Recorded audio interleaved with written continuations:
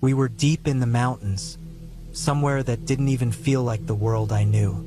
It was all jagged cliffs, thick trees, and a sky so wide it felt like it could swallow you. The trip was supposed to be simple. A weekend to unplug, unwind, and maybe bend reality a little. It was my idea, mostly. It wasn't my first time doing acid, far from it. But for my 3 friends, it was. Dave, always down for a laugh, had agreed without hesitation. Mia, the quiet one who'd been through enough heartbreaks to want to escape her brain for a while, followed along. And Ben, the cautious one, had needed more convincing but eventually said yes, probably because he trusted me. We packed light, carried heavier expectations, and made the long trek out to this spot I knew, one with a view so unreal it felt like the edge of the earth. By the time we got there, the sun was dipping low. We set up camp on this little ridge overlooking a valley that stretched on forever. The horizon had a soft, golden glow, like a promise that the night would be kind. I remember we were all laughing at how Dave couldn't figure out his tent poles while Mia was trying to figure out how to keep the fire going without choking us with smoke. We'd brought lawn chairs, each more mismatched than the last. Mine was a foldable one with this faded blue fabric, while Mia's was this neon green thing that looked like it belonged at a kid's soccer game. But the best one was Dave's, a recliner with padding so thick you could fall asleep in it. We'd decided to take turns with it because of the view. Sitting there, you felt like you were floating above the valley. When the sun finally set, the real show began. The stars out there didn't look like the stars back home. They were brighter, sharper, and somehow alive. That's when we took the tabs. About an hour later, the world was a different place. Colors didn't stay where they were supposed to. They stretched and melted into each other like they were trying to escape their shapes. The trees swayed, not just with the wind, but with their own slow rhythm, like they were breathing. The valley below us felt bottomless, like you could fall forever and still never hit the ground. We'd all gone quiet, each in our own head, letting the acid do what it does. Dave was in the recliner, grinning like he'd just discovered the meaning of life.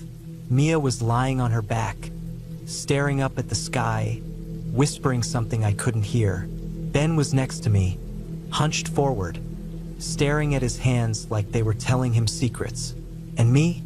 I was just sitting there, trying to keep my head from spiraling too far.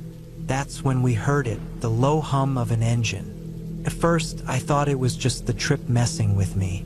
But then it got louder, closer. I looked at the others to see if they heard it too. They did. Dave sat up in the recliner, squinting into the darkness. Ben stood up, the sudden movement almost too sharp for my fried brain to process. The hum grew into a growl, and then a set of headlights appeared, cutting through the trees. An ATV emerged, its tires kicking up dirt as it climbed the narrow trail to where we were. The man riding it was old, his face rough and weathered like he'd been carved out of the mountains themselves. He wore a hat that looked older than me and a jacket that had probably seen more winters than it should have. He stopped a few feet away from us, killed the engine, and swung his leg over the side like he did this 100 times a day. For a moment, he just stood there, looking at us. "Evening," he said. His voice was deep and rough, like gravel rolling down a hill. I opened my mouth to respond, but nothing came out at first. My brain was too busy trying to untangle the colors and shapes in front of me. Finally, I managed to get the words out. "Evening." He looked at each of us, his eyes lingering just a little longer on Dave in the bathrobe and Nikes. I don't blame him. We must have looked insane, sitting out there like that. Then he spoke again. "You folks seen any cows?" Took me a second to process the question. "Cows? Out here?" I shook my head. "No, sir. Haven't seen any." My voice sounded strange, even to me, like it was coming from somewhere else. He nodded slowly, then said, "Got a few that wandered off. Been a tough year." He paused, then added, "If you see any, just shoot 'em." The words hit me like a slap. For a second, I thought I'd misheard him, but the look on his face said I hadn't. He wasn't joking. My mind was already stretched thin, and now it was spiraling. Shoot them? Was he serious? Why would he say that? What kind of year had he had? Okay, I said, not sure what else to say. He nodded again, climbed back on his ATV, and drove off without another word. The hum of the engine faded into the distance, leaving us in silence. For a long time, none of us spoke. The trip had shifted. The colors weren't as vibrant. The trees weren't swaying anymore, and the valley below looked darker, deeper, more menacing. I kept replaying his words in my head. Just shoot him. Dave was the first to break the silence. What the hell was that? His voice was shaky, not like him at all. I don't know, I said, but that guy was weird. Weird. Ben snipped. He told us to shoot his cows. That's not weird. That's messed up. Mia hadn't said a word. She was still lying on her back, staring at the sky. But now her face looked pale, almost scared. The rest of the night was a blur. The trip didn't feel fun anymore. Every sound in the woods felt like it was coming for us. Every shadow looked like it was hiding something. None of us slept. We just sat there, too on edge to even talk. When the sun finally rose, the valley looked different. It wasn't beautiful anymore. It was just empty. We packed up our stuff in silence, not even bothering to eat. As we started hiking back down the trail, I kept looking over my shoulder, half expecting to see the old man or one of his cows. We didn't talk much on the drive home. The trip had left a bad taste in all our mouths. I kept thinking about the old man, about what kind of life you'd have to live to say something like that. And I kept thinking about us, about how we must have looked to him. Lost kids in bathrobes, pretending we belonged out there.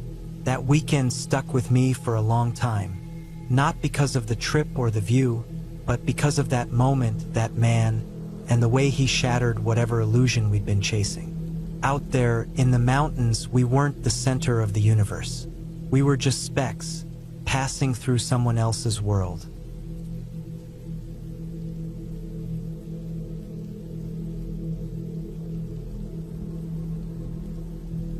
I remember the chill of the morning mist rolling off Loch Orchy like a blanket over the water. I had been walking for hours, following the winding paths along the shores of the loch, taking in the quiet beauty of the place. It was one of those rare moments when the world felt like it was holding its breath, silent, still, and almost unnervingly peaceful. I had been camping along the lochs for days now, traveling from one to the next, never staying in one spot too long. Loch Ness had been a strange place. There, I had my first run-in with the two elderly men. They were out there on the Great Glen Way, hiking the same path I was, and there was something about them that put me on edge. They weren't doing anything overtly suspicious, but their casual conversation, their smiles that felt just a bit too wide, their insistence that I camp with them for the night, all of it felt wrong. I couldn't explain why, but I didn't want to be around them. They reminded me of figures I had seen in strange dreams. Old men who might have been me if I had lived a different life, in a different world.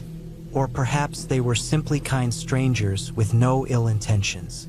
Either way, I didn't stick around to find out, deciding instead to set up camp deeper in the woods that night.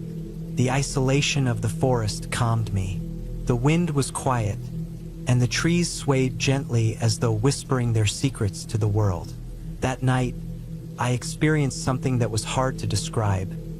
Two tornadoes appeared out of nowhere, spinning across the loch with such ferocity that I could hardly believe my eyes. It felt like nature itself had snapped, and I had no choice but to stay hidden until they passed. But that's another story, one I don't often tell. On that particular day, however, I was on the shores of Loch Orchy. I didn't know much about the place beyond its beauty and the faint whispers of legends that surrounded it. The loch was known for its eerie stories, kelpies, fairies, and creatures that most people believed were just myths. But even legends have their roots in truth, or so the locals claimed. I had just crossed over a small stone bridge when I noticed her, an old woman walking behind me. She had a weathered face, lines carved by time and experience, and she leaned heavily on a walking staff. Her clothes were simple, worn, and yet there was something oddly graceful about her movements. I hadn't heard her approach, but when I turned around, she was just there, a figure in the mist. "Hello," I said, not sure if I was interrupting her solitude. She smiled at me, slow and kind. "Ah, another traveler. I walk these shores every day," she replied, her voice soft but strong, as if she had been speaking this way for years. We exchanged a few pleasantries, nothing too memorable, just the usual talk about the weather, the beauty of the loch, and the quiet of the landscape. She told me how the loch was always calm in the mornings but often stirred up by the winds later in the day. She spoke of how the local villages had changed over the years, but the loch had remained the same, as timeless as the mountains surrounding it. She wasn't in a hurry, and neither was I. For some reason, her presence didn't feel out of place. There was no urgency, no reason to feel anxious. It was as if she belonged to this land, a part of it, like the stones and the water. We walked side by side for a while, the soft crunch of our boots on the gravel the only sound in the stillness. But after a while, we reached a point where the path split, and it was clear that we were headed in different directions. I felt a strange reluctance to part ways, like I was leaving something behind, something important. Still, we exchanged a few more words, though I can't recall exactly what was said. She wished me safe travels, and I returned the sentiment. Then we walked in silence. The air was cool against my skin, and the mist was thickening, weaving through the trees like fingers of a ghost. I kept walking, my mind drifting to the oddity of the conversation I had just had. There was nothing unusual about it in the moment, but something about the calmness, the simplicity of the interaction, made me uneasy. I couldn't quite place it. After a few minutes, I glanced over my shoulder. The old woman was nowhere to be seen. I stopped in my tracks, my heart suddenly hammering in my chest. There was no sign of her, no trace of her footsteps in the damp earth, no rustling in the underbrush. It was as if she had simply vanished, leaving behind no evidence of her presence. At first, I thought I had somehow passed her without noticing. I turned around and walked back along the path, scanning the area, but there was nothing. The shore stretched out before me, the trees standing tall and silent. No sign of the woman, no indication that anyone had been there at all. I stood there for a moment, uncertain of what to do. Part of me wanted to believe that I had just imagined her. Perhaps I had become too caught up in the beauty of the place, lost in my thoughts, and had convinced myself that she was there. But something about it didn't feel right, felt wrong. It wasn't just the suddenness of her disappearance. It was the feeling that lingered afterward, like a thread connecting me to her, one that I couldn't quite sever. I glanced at the loch again. The water was still, the surface barely rippling under the weight of the fog. The loch was as quiet as ever, but the legends of this place came rushing back to me. Stories I had heard during my travels, the tales of kelpies and mysterious creatures that inhabited the loch, of people who wandered the shores and were never seen again. I tried to shake off the feeling that was creeping over me, that sense of being watched. I wasn't sure why it had come over me now, after all the days of solitude and quiet I had spent near these lochs. But the legends, those stories that always seemed like nothing more than local folklore, suddenly felt a lot more real.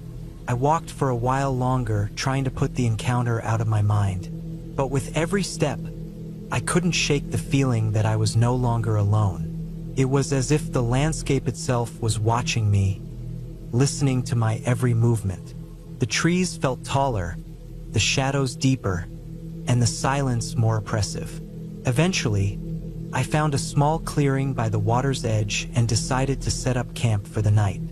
The sun was beginning to dip behind the hills, casting long shadows across the loch.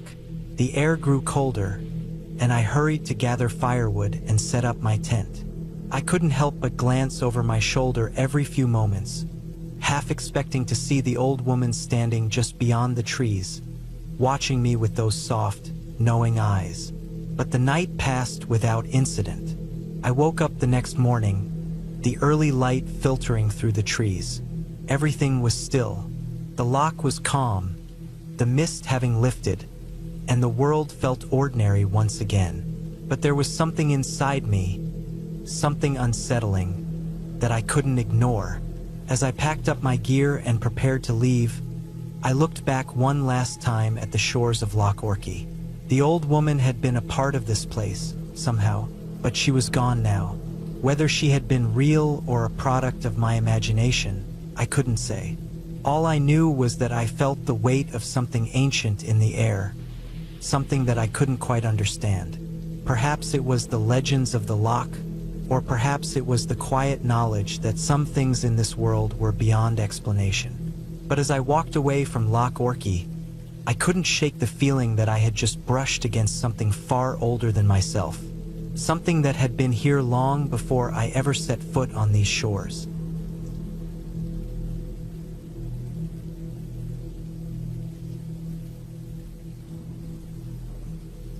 When I was young, my family went on a camping trip that I will never forget. It was one of those weekends that seemed perfect on the surface. Clear skies, cool air, the smell of fresh pine, and the crackling of a fire. The kind of trip where you think nothing could possibly go wrong. We set up our tents in a small, secluded clearing deep in the woods. My parents, aunts, uncles, and cousins were all there. The adults had their tents on one side, while all the kids, my cousin and I included, were in one big tent on the other side of the camp. I remember being excited at first. We were all just kids, running around, playing games, and staying up later than we probably should have. Eventually, though, the sun sank behind the mountains, and the cold night air crept in. The campfire was dying down, and everyone began to turn in for the night. The adults made sure we were settled, and then they zipped themselves into their tents, leaving us in the dark of the woods, just us kids. I was lying on my sleeping bag, trying to get comfortable, but I couldn't shake the feeling that something wasn't right. It wasn't that I was scared exactly, just an uneasy feeling. The sounds of the forest at night are different from anything you hear during the day. Every crackling branch, every rustling leaf, sounded louder in the dark. I could hear my cousin, who was a little older than me, tossing and turning in the sleeping bag beside me. Finally, after what felt like an eternity, I heard him whisper, "Hey, wake up." I rolled over and squinted in the dim light coming from the dying embers of the campfire. My cousin's face was pale, his eyes wide and alert. He motioned for me to be quiet, which only made me more nervous. "There's something outside," he whispered, his voice barely audible. I froze, listening carefully, my heart suddenly pounding in my chest. The sound of the forest was there, the occasional hoot of an owl, the rustle of leaves. But there was something else, something heavier. It wasn't the wind, it wasn't the trees. It was something moving, something big. My cousin motioned for me to stay still, and we both lay there, wide-eyed, listening to the noises outside. The sounds came in slow, heavy bursts, low, guttural grunts that reminded me of something a bear might make. My blood ran cold. I tried to control my breathing, but every few seconds, I felt like I might explode from the tension in the air. The sounds grew louder, closer. My cousin and I exchanged a look, and I could see the fear in his eyes. He was usually the brave one, the one who made jokes and played pranks on the other kids. But now, in that moment, we were both frozen. The grunting continued, low and rhythmic, almost like it was circling the tent. For what felt like hours, we just lay there, not moving, not speaking, only listening to the terrifying noise. Every so often, The sound of something large brushing against the tent would make us both jump, sending a fresh wave of panic through me. Then, just as suddenly as it had started, the noise stopped. Absolute silence. The kind of silence that makes you feel like you're the only one left in the world. We waited, but nothing came. No more grunting. No more movement outside. It felt like a lifetime passed before my cousin whispered, "Do you think it's gone?" I didn't answer. Couldn't. I didn't want to move. I didn't want to break the silence. We lay there for what seemed like hours, neither of us able to fall back asleep. Eventually, though, the first rays of dawn broke through the trees, and the forest began to come alive again. The birds started chirping, the wind picked up, and the world began to seem normal again. It was at that point we finally mustered the courage to speak. We were both still shaken, but we were kids, and curiosity started to take over.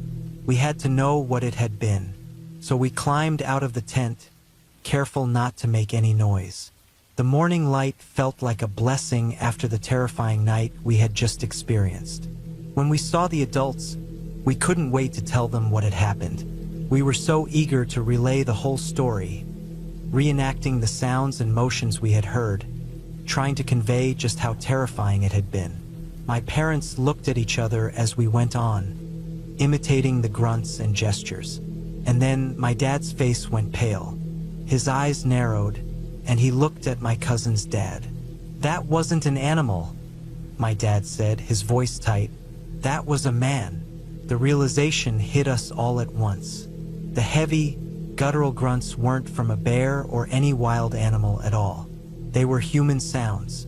Apparently, there had been a story floating around about someone, a stranger, who had been known to lurk around campsites late at night, watching the campers and sometimes making noises to scare them. It wasn't something the adults wanted to talk about openly, but they had known the possibility was there. It wasn't just bears or wolves we needed to worry about in the woods. There were people out there, too. That was the last camping trip we ever took to that site.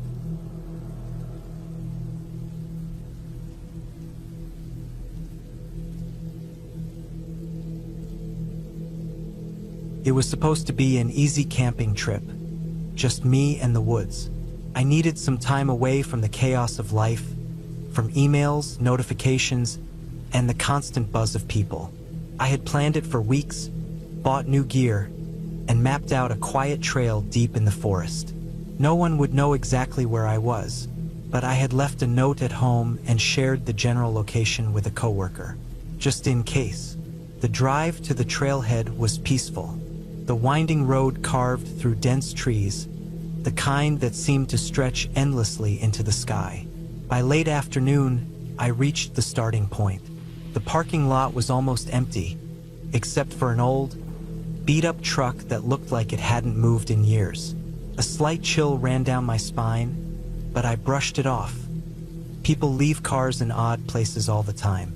I strapped on my backpack, double-checked my map, and began my hike. The trail was narrow but well-trodden, weaving through thick forests that occasionally opened up to stunning views of rolling hills. The quiet was soothing. The only sounds were the crunch of my boots on dirt and the occasional rustle of leaves in the wind. After a couple of hours, I found a good spot to set up camp. It was a small clearing, surrounded by tall pines that swayed gently. The ground was flat, and there was a fallen log I could use as a makeshift bench. Perfect. I pitched my tent, set up a small fire pit, and unpacked my food. As the sun dipped lower, I cooked a simple meal over the fire, the smell of charred meat mixing with the crisp evening air. Night fell quickly in the forest. The darkness felt heavier than in the city, complete and all-encompassing. The fire became my only source of light, casting flickering shadows that danced among the trees. I tried to ignore the creeping thoughts that came with the dark. What if I wasn't alone out here? What if someone was watching? I reminded myself that these were irrational fears. There was no one out here but me, or so I thought. I first noticed something was off when I heard a faint rustling in the bushes, too deliberate to be the wind. Came from behind me, from the direction of the trail. My heart started to pound, but I told myself it was probably a raccoon or some other harmless animal. Still, I grabbed my flashlight and shone it toward the sound. Nothing, just empty forest. But the feeling of being watched lingered. I decided to ignore it and crawled into my tent, zipping it up tightly. Sleep didn't come easily. Every little noise outside seemed amplified. A twig snapping, leaves crunching, the occasional hoot of an owl. I told myself I was being paranoid. This was what the woods sounded like at night. But then, around midnight, I heard something unmistakable. Footsteps. Slow, deliberate, and far too heavy to be an animal. My breath caught in my throat. The sound came from the edge of the clearing, near the direction of the trail. I stayed frozen in my sleeping bag, straining to hear. The steps stopped, but the silence was worse. I could feel my pulse in my ears, each beat louder than the last.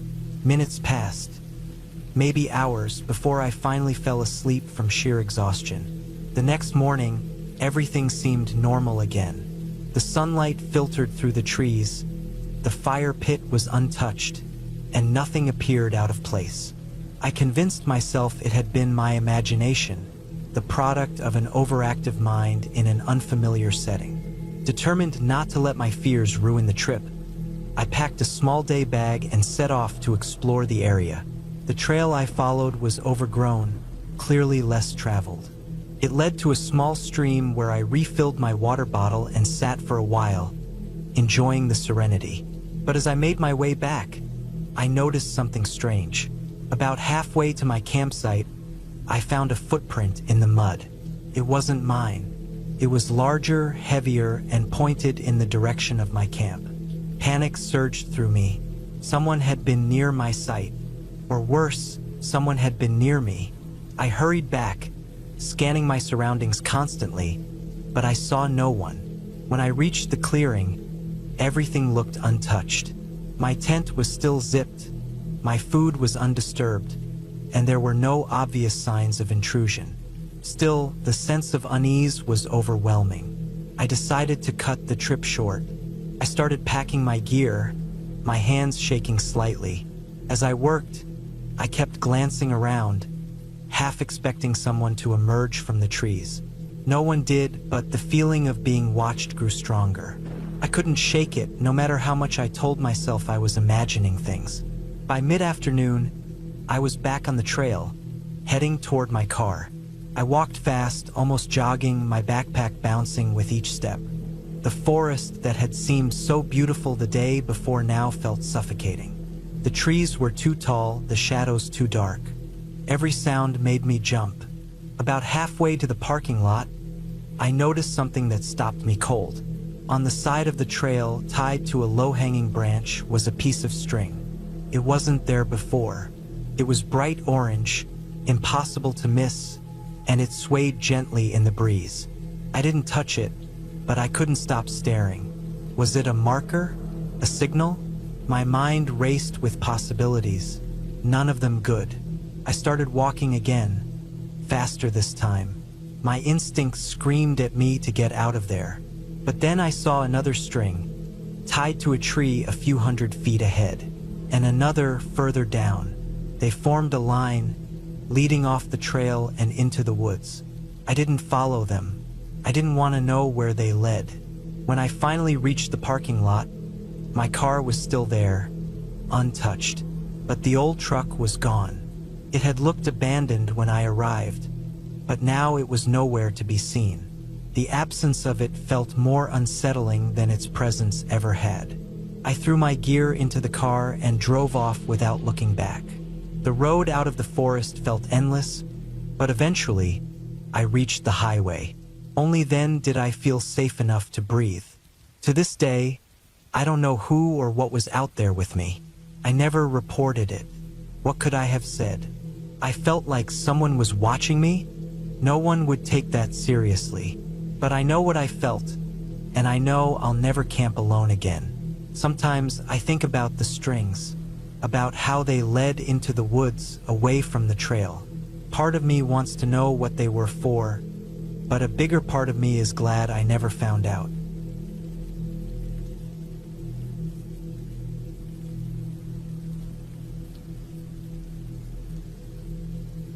It's been years since that night, but every time I think about it, I can still feel that heavy dread settle in my chest.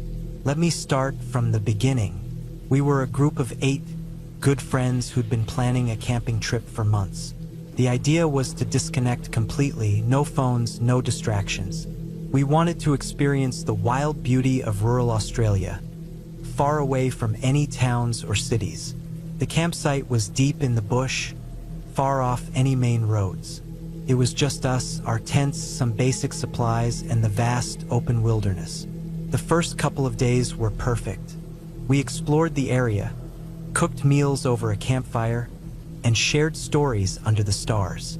The skies were so clear at night that the Milky Way stretched above us in a way I'd never seen before. It felt infinite, like we were the only people left in the world. But then, things went wrong. It started with a small accident back at camp.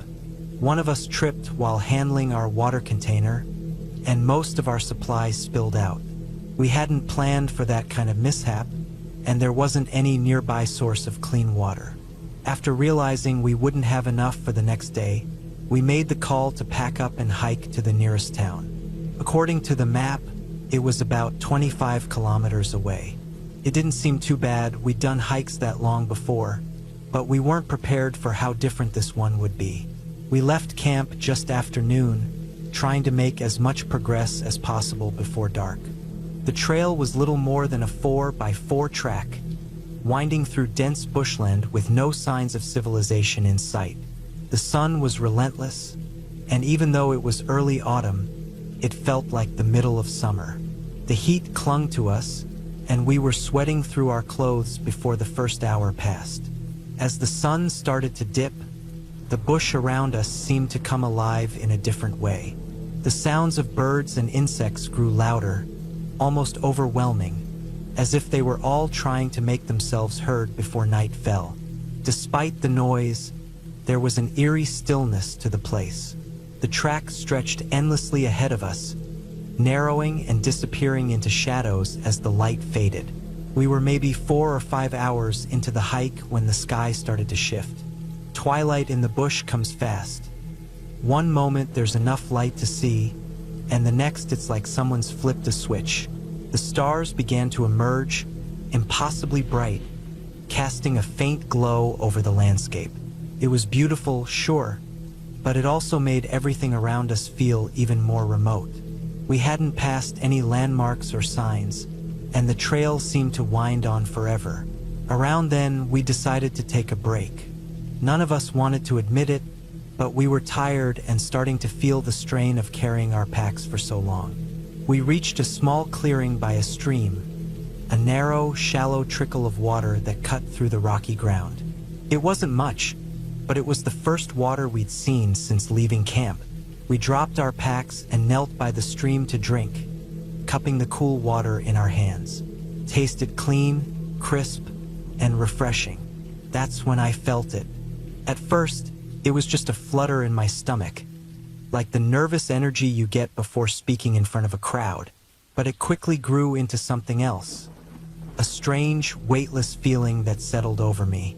It wasn't exactly fear, but it wasn't comforting either.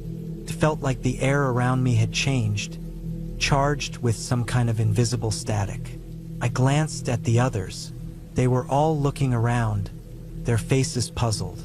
No one said anything, but I could tell they felt it too. Then, further down the stream, something caught my eye. Glowing orbs. They were small, about the size of tennis balls, and seemed to hover just above the ground. There were hundreds, maybe thousands of them, pulsating gently in a kaleidoscope of colors.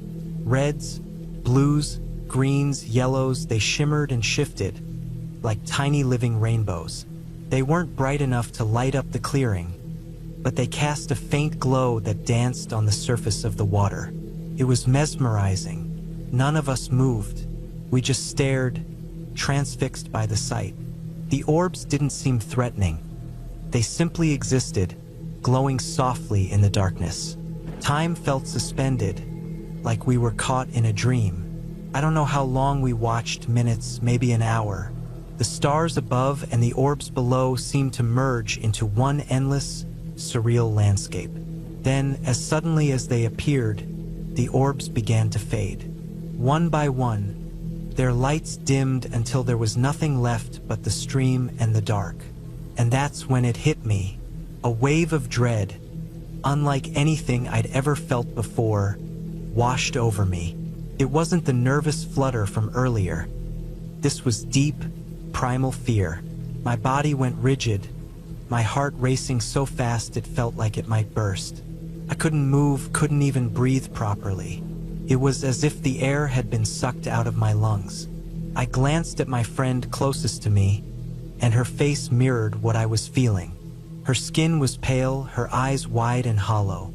She looked like she'd seen something terrible, though I couldn't imagine what. It wasn't just her. Everyone looked the same, frozen in silent terror. It didn't make sense. Nothing about the orbs had seemed dangerous, yet the feeling that followed was unbearable. My mind raced, trying to rationalize what was happening. Was it some kind of natural phenomenon? A reaction to something in the water? I couldn't think straight. The fear was all-consuming. Then, almost as if we'd all made the decision at the same time, we ran. We didn't grab our packs or even check to see if everyone was keeping up. We just bolted, feet pounding against the dirt as we raced back the way we'd come. The bush closed in around us, branches scratching at our arms and faces. I couldn't hear anything but the sound of my own breathing, ragged and shallow, and the thudding of my heart in my ears. We didn't stop until we were completely out of breath, collapsing in a heap on the side of the trail. It was only then that I realized how cold I felt. Despite the warmth of the night, my skin was covered in goosebumps, and a chill seemed to seep into my bones. No one spoke. We just sat there, trying to catch our breath, the silence between us heavy with unspoken fear. Eventually, we made it to the town, though I can't remember much about the rest of the hike. The dread lingered for hours, and even after it began to fade, I couldn't shake the feeling that something had changed. We didn't talk about what happened that night. Even now, years later, none of us have ever brought it up. It's like we've all silently agreed to let it remain unspoken. I don't know what those orbs were or why they made us feel the way we did. Maybe it was some kind of natural phenomenon, something rare and unexplained. Or maybe it was just our minds playing tricks on us, the isolation and exhaustion taking their toll. But every time I think about it, I feel that same cold shiver run down my spine. Some things, I've realized, aren't meant to be understood.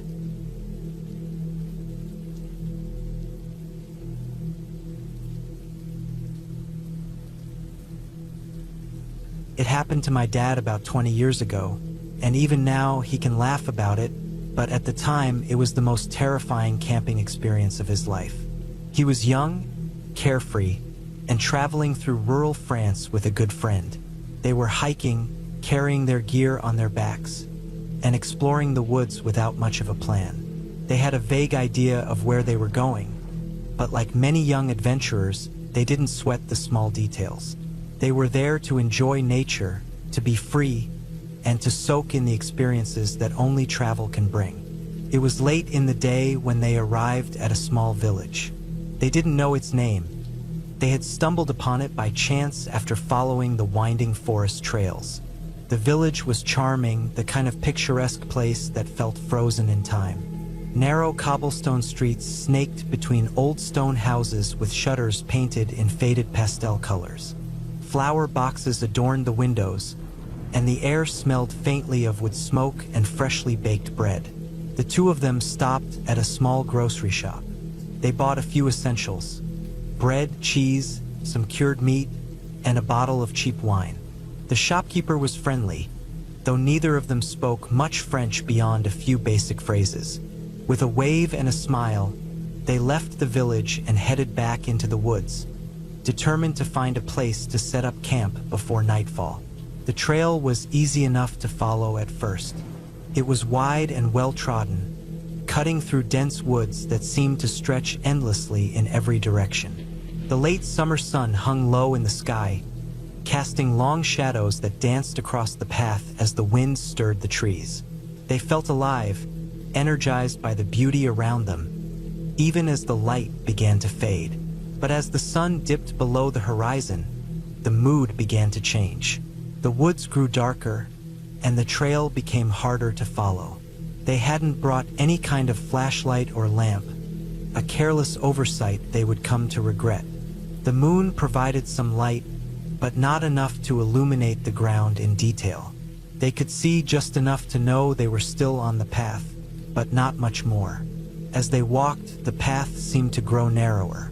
Branches clawed at their sleeves, and roots seemed to rise up out of the ground to trip them. The forest was alive with the sounds of night, the rustle of leaves, the distant hoot of an owl, and the occasional snap of a twig underfoot. They joked nervously about wolves and other nocturnal predators, their laughter doing little to ease the growing unease in their chests. After what felt like hours, they noticed a change in their surroundings. The trees seemed to thin out, and the ground beneath their feet softened, no longer the hard-packed dirt of the trail. The air felt more open, less claustrophobic. They couldn't see much, but they guessed they had stumbled into a clearing. Relieved, they decided to stop for the night. They felt around the ground with their hands, confirming it was mostly grass, free of rocks or roots that might make sleeping uncomfortable. Seemed like as good a spot as any. They set up their small tent by touch, fumbling with poles and stakes in the dark. The process was slow and frustrating, but eventually, the tent was up, and they crawled inside. They ate their simple meal in near darkness, sharing the wine straight from the bottle and laughing about their clumsy efforts to set up camp. The wine warmed them, dulling the edge of their anxiety. They were young and invincible, or so they thought. After eating, they settled into their sleeping bags and drifted off to sleep, lulled by the gentle rustling of the wind through the grass. The morning came abruptly, jarring them awake with a roar that seemed to shake the ground beneath them. Engines. Loud, growling engines, so close it felt like they were inside a factory. They bolted upright, their hearts pounding, adrenaline surging through their veins. For a moment, they had no idea where they were or what was happening. Disoriented and terrified, they scrambled out of the tent. The scene that greeted them was surreal. They weren't in a clearing at all. They were on a roundabout, a large circular patch of grass surrounded by a half-finished road. Construction equipment, bulldozers, dump trucks, and excavators was parked all around them, their engines idling. A group of workers stood a short distance away, staring at them with a mix of amusement and disbelief. It took a moment for the reality of the situation to sink in. They had unknowingly set up their tent in the middle of an active construction site. The workers, clearly trying to avoid scaring them too much, had turned on the engines to gently wake them and alert them to their mistake. Mortified, they hurriedly packed up their tent and belongings, mumbling apologies and avoiding eye contact with the workers. The men didn't seem angry, just bemused. One of them gestured toward the edge of the site, indicating the direction of the nearest road. Once they were packed up, they left as quickly as they could, their faces burning with embarrassment. They didn't stop walking until they were well out of sight of the construction site. Only then did they pause to catch their breath and process what had happened. In the years since, my dad has told that story many times, always with a laugh. It's a reminder, he says, of the importance of preparation and the unpredictability of life. At the time, it was terrifying, waking up to those engines, thinking for a split second that they were in danger.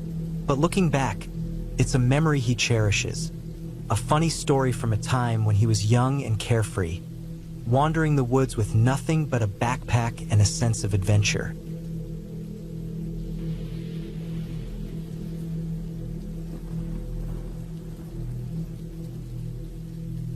The trip had started like any other. It was a late spring weekend, and a few friends and I had planned a camping trip into the Santa Barbara backcountry. We were looking forward to the peace and quiet, the smell of pine, and the escape from the suffocating routine of city life. It wasn't my first time hiking or camping, but the isolation of the location always gave the trips an edge. This time, it would be a 2-night stay, roughly 10 miles from the nearest trailhead. That distance was just enough to make you feel disconnected, yet not too far in case something went wrong. We had chosen a spot nestled in a small valley, surrounded by hills and shaded by towering oaks. The first 2 days had gone smoothly. We spent our time hiking, talking, and lazing by the fire. At night, the stars stretched endlessly, their light untouched by city glow. I felt small but content. It was the kind of quiet you couldn't find anywhere else. On the last morning, as the sun crept lazily over the hills, we were already packing up camp. I was stirring a pot of oatmeal while my friends fussed over folding their tents. The air was crisp, the kind that made your breath fog just a little. I was zoned out, listening to the gentle rustle of leaves, when I caught something faint: voices. At first, I dismissed it as my imagination. But as I stopped stirring and listened closer, I realized it wasn't just the wind. There were people talking. The voices came from the hillside above us, muffled but clear enough to know they weren't far. I exchanged a glance with my friends, who had also noticed. "Is someone coming down the trail?" one of them whispered. I shook my head. The voices weren't getting closer. If anything, they stayed at the same distance. The weird thing was, they didn't sound like casual hikers chatting. The tone was different, low, deliberate, like they were discussing something. For an hour, the voices remained just out of sight. My friends tried to shrug it off, but I couldn't shake the feeling that we were being watched. There was something invasive about it, like they knew we were there but weren't sure if we knew about them. Then, out of nowhere, they appeared. 2 men emerged from the trail, stepping into the clearing where our camp was set. They couldn't have looked more out of place. Both were middle-aged, dressed in worn hunting gear, with rifles slung over their shoulders. One was short and stocky with a beard that looked like it hadn't been trimmed in months. The other was taller and lanky, his face pale and expressionless. A pair of antlers poked out of the taller man's pack, blood staining the fabric. My stomach dropped. "Morning," the shorter man barked, his voice rough like gravel. He didn't wait for us to reply before continuing. "What kind of weed you guys smoking?" It wasn't a question so much as an accusation. His tone made my skin crawl. We had been smoking the night before, but how would he know? One of my friends, ever the diplomat, forced a laugh. "Oh, just swag." We finished it off, though. The man grunted, unconvinced. "That's so?" He reached into his pocket and pulled out a small pipe. "Well, we'll just have to smoke mine then." He passed the pipe to my friends first. They hesitated but eventually took a hit, more out of politeness than anything else. When it came to me, I shook my head. "I don't smoke," I muttered, avoiding eye contact. The short man squinted at me but didn't press the issue. Instead, he shrugged off his pack and practically threw it at me. I barely caught it, stumbling back under the weight. "How much do you think that weighs?" he asked. I stared at the antlers sticking out of the pack, blood dripping onto the ground. My hands were clammy, but I forced myself to respond. "I don't know. Maybe 35, 40 pounds. His eyes lit up. "Damn, right on the money," he exclaimed, clearly impressed. He launched into an explanation about how they'd butchered a deer in the backcountry and packed the meat to bring back. I nodded along, trying to appear relaxed, but my mind was racing. The taller man hadn't spoken a single word. He just stood there, watching us with a blank stare that made my skin crawl. Eventually, they introduced themselves, Ralph, the short one, and Keith, the silent one. They told us they were childhood friends from Santa Barbara, meeting up every year for a hunting trip. Ralph bragged about his life in the mountains outside Yosemite, where he worked inspecting power lines.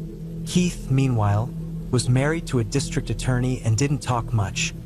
But he's sharp as hell, Ralph added with a grin. The more they talked, the more my unease grew.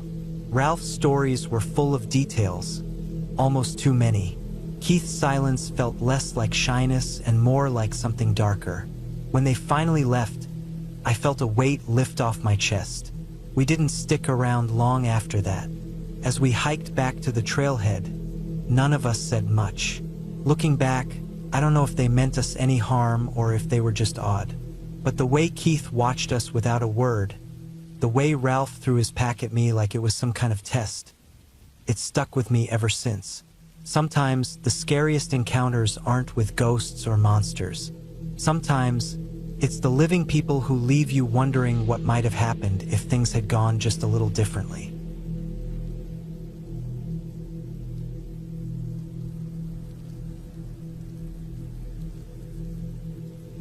I always liked the idea of camping, getting away from the noise, the lights, and the constant hum of the city. I wasn't an expert by any means, but I knew enough to keep myself safe. How to pitch a tent, start a fire, and read a map. My favorite spots were the quieter ones, far from designated campgrounds and the crowds. I wanted isolation, to hear the wind rustling through the trees and nothing else. That's exactly what I sought on that late summer weekend. I had picked out a spot deep in the woods, one I'd read about online. It wasn't an official camping area, but others had been there before, judging by a few posts on forums. They mentioned a small clearing by a creek, surrounded by tall pine trees. Sounded perfect. The drive took most of the day. Once I parked at the end of a dirt road, the rest was on foot. I had to hike about 4 miles to reach the spot, following a faint trail that wasn't marked on any map. The trail itself was narrow and overgrown in places, but I liked that. The fewer people knew about it, the better. By the time I reached the clearing, the sun was already dipping behind the trees. The light filtering through the branches had a golden hue, and the sound of the creek added to the serenity. I set up my tent near the edge of the clearing, where the ground was flat, and gathered some rocks to form a makeshift fire pit. It was quiet, almost too quiet, but I told myself that's what I had wanted. After getting everything set up, I sat by the fire, eating the sandwich I had packed. The stars started to appear, one by one, as the sky darkened. I remember thinking how much better the air smelled out there, free of exhaust fumes and city grime. I felt relaxed, even proud of myself for finding such a peaceful spot. But then, as I stared into the fire, I noticed something odd. The forest seemed unnaturally still. No rustling leaves, no chirping crickets, not even the distant hoot of an owl. Just the soft crackle of the fire and the steady flow of the creek. I brushed it off, thinking maybe I wasn't used to the deep stillness of remote places. I decided to turn in early. The day's hike had left me tired, and I wanted to be well rested for the next day of exploring. I doused the fire carefully, making sure there were no glowing embers left, and crawled into my tent. I woke up suddenly in the middle of the night. At first, I wasn't sure what had startled me. I lay there listening. My heart was pounding, and I realized the stillness was gone. Instead, there were faint noises, rustling leaves, snapping twigs. I told myself it was probably a deer or a raccoon, something harmless. But then I heard it, a deliberate heavy step, then another, and another. It wasn't an animal. Someone was walking just outside my tent. My breathing slowed as I tried to stay silent. Whoever it was didn't have a flashlight, or at least they weren't using one. The steps circled my tent, slow and deliberate, as if they were trying not to make noise but failing. I reached for my phone, but it was buried in my backpack. Moving would make noise, so I froze. My knife was in the bag too, useless to me now. The steps stopped, and for a moment, There was nothing but the sound of my own breathing. Then, to my horror, I heard the zipper of my tent move slightly, just a faint metallic scrape. I panicked and shouted, "Who's there?" My voice sounded shaky, not as commanding as I'd hoped. The zipper stopped. There was a pause, and then the footsteps moved away, faster this time. I lay there, heart racing, listening as the sound faded into the distance. I didn't sleep after that. I stayed in the tent, gripping the small camping hatchet I had in the corner, until the first light of dawn. When morning came, I unzipped the tent cautiously and stepped outside. Nothing looked disturbed, but I felt an unease I couldn't shake. I debated packing up and leaving, but convinced myself to stay. Maybe it had been a hiker passing by, someone who didn't realize I was there. The day passed uneventfully, though I couldn't fully relax. I kept glancing over my shoulder, feeling like I was being watched. The forest didn't seem as inviting as it had before. That night, I made sure the fire was large, hoping it would deter anyone from coming near. I kept my knife and hatchet close. Still, I couldn't shake the feeling that I wasn't alone. I fell asleep eventually, but woke again in the middle of the night. This time, it wasn't footsteps. It was the sound of something being dragged through the underbrush, slow and heavy. I didn't even try to look. I stayed in my tent, heart pounding, clutching the hatchet. The sound came closer, paused for a while, then moved away. It wasn't until the sun started to rise that I finally dared to come out. The clearing looked different in the morning light. The grass was trampled in places, and there were drag marks in the dirt leading toward the creek. I followed them hesitantly, knife in hand. What I found made my stomach churn. A deer carcass, half-eaten, lay near the water. Its neck had been broken, and its body was torn open. It wasn't fresh. Flies were already swarming, but it hadn't been there the day before. I packed up my camp immediately. Whatever was out there, I didn't want to stick around to find out.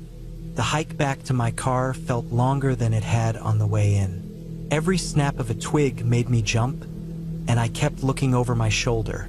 I didn't see anyone, but the feeling of being watched didn't leave me until I was back on the road, driving away. Looking back, I don't know what happened out there. Maybe it was just a coincidence, a series of unrelated events that my mind strung together. Or maybe someone or something was out there with me. What I do know is this: I won't be camping alone again anytime soon.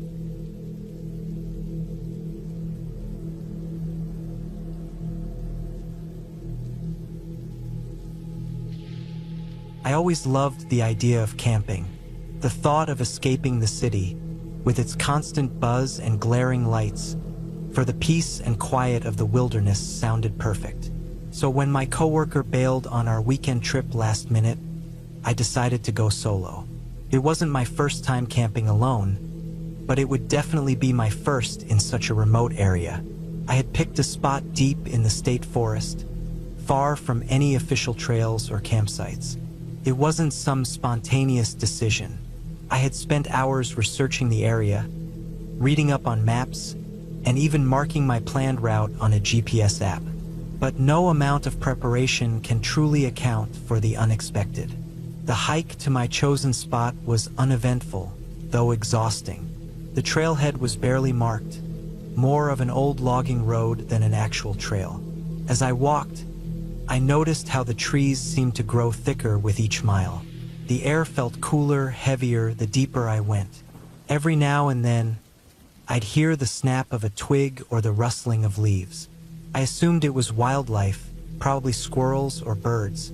Still, I couldn't shake the feeling that something was off.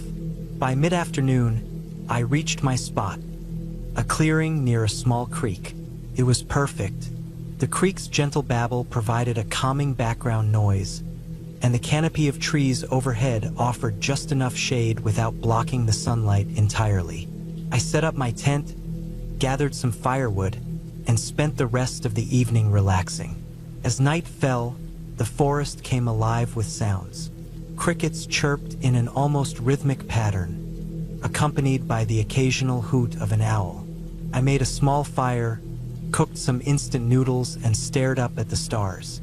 Out here, away from the city's light pollution, the night sky was breathtaking. But as peaceful as it was, I couldn't ignore the nagging feeling of unease that had followed me since I arrived.